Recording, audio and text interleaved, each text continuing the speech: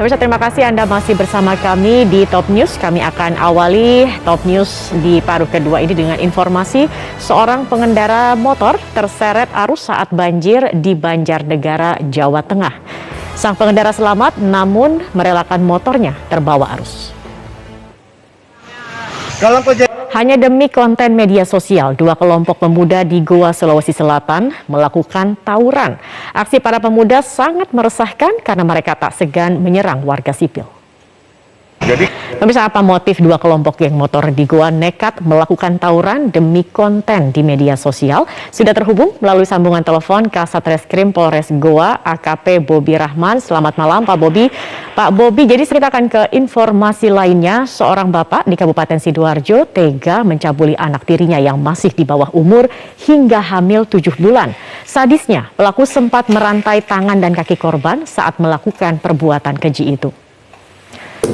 Seorang pria berusia 40 tahun yang bekerja sebagai security alias satpam di Rumah Sakit Bandung ditangkap polisi karena memperkosa anak yang masih berusia 13 tahun. Pemerkosaan keji tersebut dilakukan pelaku dalam rentang waktu bulan Oktober hingga Desember 2021.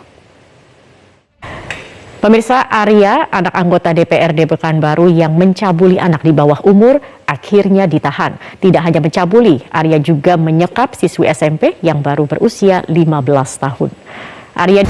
Kasus pemerkosaan yang dilakukan Arya, anak anggota DPRD Pekanbaru, Eri Sumarni, akhirnya menemui titik terang. Kasus ini akhirnya naik ke meja hijau setelah sebelumnya diwarnai kesepakatan damai dan uang senilai 80 juta rupiah yang diberikan keluarga Eri kepada keluarga korban. Beralih ke informasi lain, pemirsa, di lini masa sedang ramai perbincangan mengenai isi ceramah dari Oki Setiana Dewi yang dianggap menormalkan kekerasan dalam rumah tangga. Oki sendiri telah menyampaikan permohonan maaf. Ke informasi lain, pemirsa, truk bermuatan ikan lele terjun ke sawah di Subang, Jawa Barat. Akibatnya ikan yang dibawanya tumpah ruah berserakan ke sawah dan menjadi rebutan warga. Pemirsa, kami akan kembali dengan informasi doktrin negara Islam Indonesia diduga telah memapar Setelah penangkapan 3 orang yang mengaku sebagai Jenderal NII di Garut, polisi akan terus memburu para pengikut NII yang lain. Aksi para anggota NII yang mengaku pengikut Sensei Komar ini bisa dikenalkan pasal subversif atau makar. Wakil Gubernur Jawa Barat UU Ruzanul Ulum menyesalkan adanya 3 orang yang mengaku sebagai Jenderal Negara Islam Indonesia di Garut. Pemerintah Provinsi Jawa Barat pun berupaya mencegah penyebaran paham NII, apalagi NII aparatur sipil negara di Garut diduga telah terpapar. Polisi telah memeriksa advokat Perekat Nusantara Azam Khan dalam kasus dugaan ujaran kebencian yang dilakukan Edi Mulyadi. Azam Khan diperiksa dalam kapasitas sebagai saksi. Azam Khan diperiksa pada tanggal 2 Februari. Hari ini jumlah kasus terkonfirmasi positif COVID-19 di Indonesia mencapai lebih dari 32.000. Jakarta menjadi provinsi yang menyumbang kasus baru terbesar.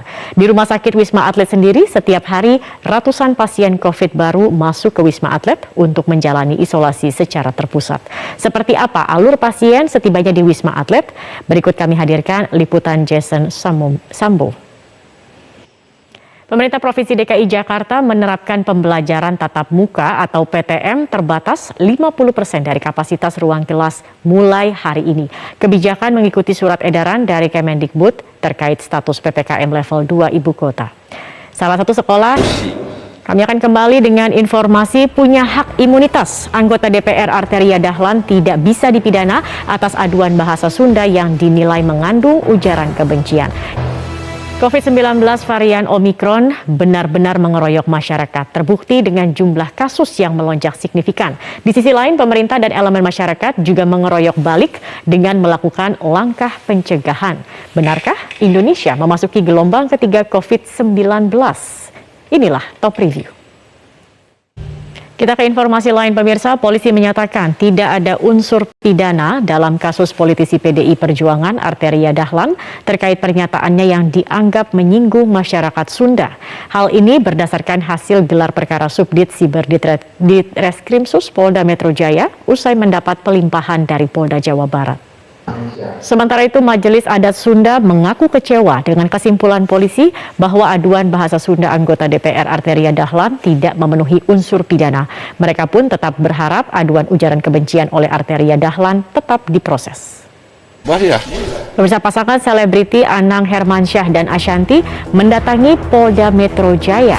Ada apa? Kami akan hadirkan info. Pemirsa, polisi menetapkan pemilik warung lokasi pesta miras oplosan yang menewaskan 9 orang di Jepara, Jawa Tengah sebagai tersangka. Informasinya dirangkum dalam Top of the Top berikut ini. Pemirsa, masyarakat Tiongkok terbesar di Thailand menyelenggarakan parade Tahun Baru Imlek di tengah kota Nakhon Sawan yang berjarak 250 km utara dari kota Bangkok. Video parade Imlek ini menjadi video pilihan Top News malam ini.